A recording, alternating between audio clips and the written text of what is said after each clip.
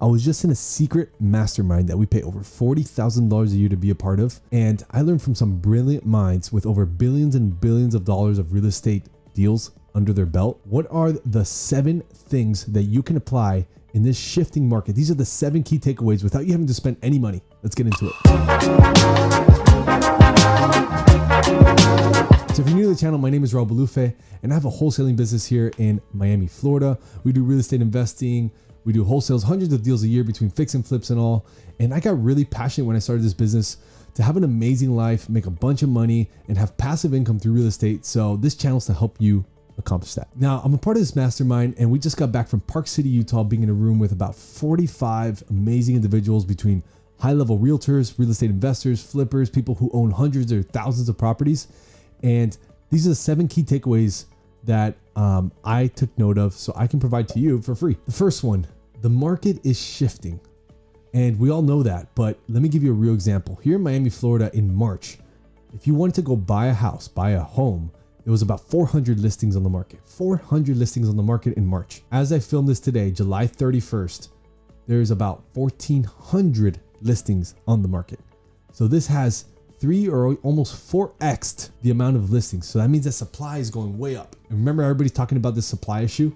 Well, in a couple months, it's gone up 3 times. It seems like it's going to solve itself a lot quicker than expected. So what's happening right now is supply is going up, right? It went from 400 listings to 1,400. So there's a curve like this, but also demand is going down. This is like a weird thing, but demand is going down because interest rates gotten higher and people are just scared of the market. So there's this big gap that it's going to be shifting the market. It's really weird. So how do you win?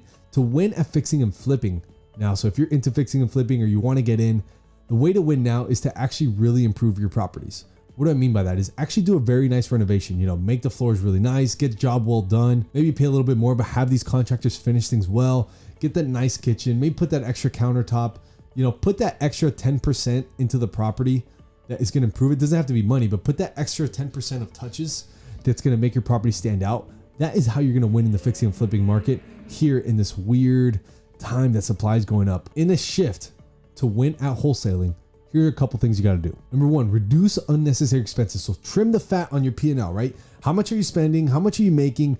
What are you spending those things on? Can you get rid of some of these things? Even if it's $200, $500 a month, start getting rid of some of these every month. Before you know it, you're going to be getting rid of $2,000, $3,000, $5,000, $10,000 every month.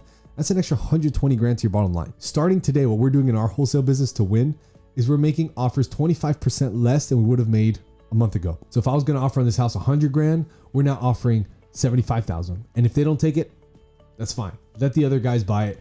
I'm only going to make offers lower because I know what's happening.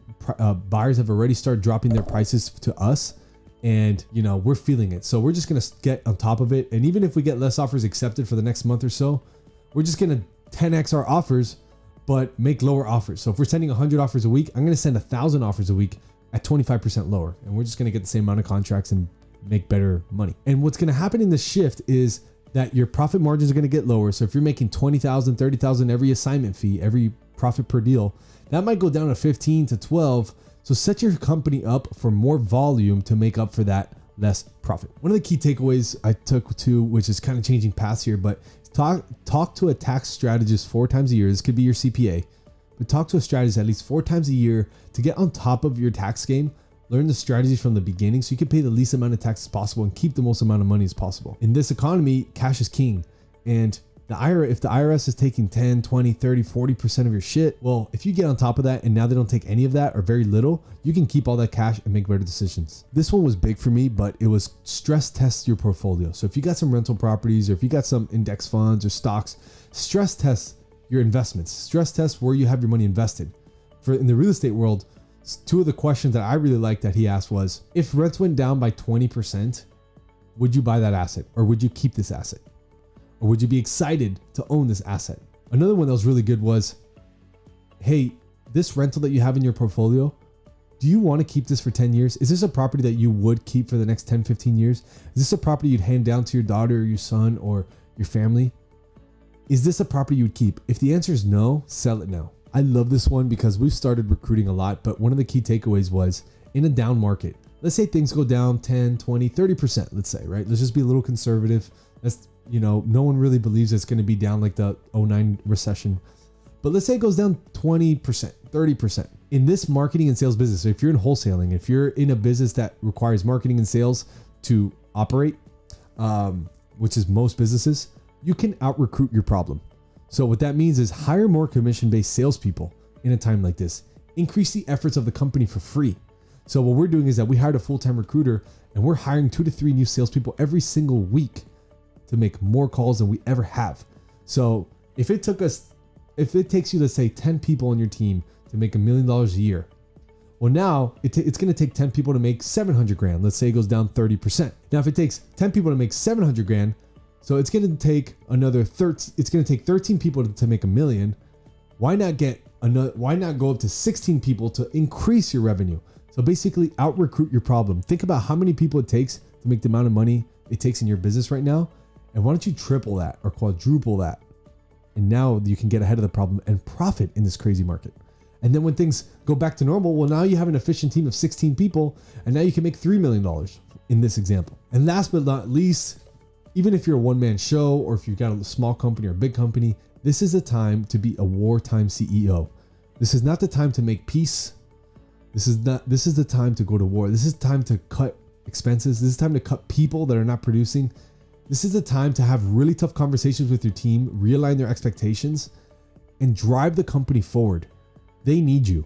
You need you. And if you're just going to try and be a nice person through this experience, you will lose. You will lose in revenue. Maybe you won't go out of business, but you will lose in revenue. So, and this is something that hit home with me. I'm a nice person CEO. I'm peacemaker.